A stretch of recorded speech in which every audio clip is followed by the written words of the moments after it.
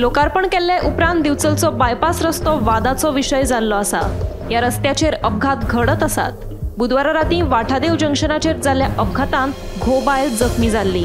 ते फाटभुंयेर काँग्रेसीन बिरेस्तारा बायपास रस्तो आडयलो आनी काँग्रेसीच्या मेघश्याम रावत हांणी रस्त्याचेर न्हिदून आपली तिडक उक्तायली।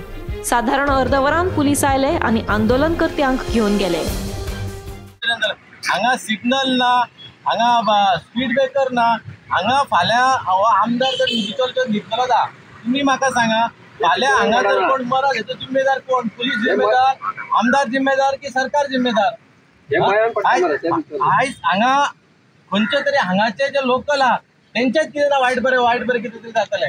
आयज हेचेर आमकां हें करचें पडलें, कित्याक कोणाक आमकां त्रास दिवपाचो करचें पडलें। हें जो पर्यंत मनीस करिना, जो पर्यंत हें करिना तेन्ना कोणाचे दोळे ओपन जायना, म्हणून हें आयज करचें पडलें। आयज हांगा काल त्या मनशान हांगा हें दिलां, कोणाचो एक्सिडेंट जाला तेणी की ही स्मशानभूमी जातली म्हण। हांगा ह्या दोनी जर जंक्शनां पळयलीं वाळशेंतलें आनी हें दोनी स्मशानभूमी फक्त तेच्या फॅमिलीच्या लोकांनी उलयला।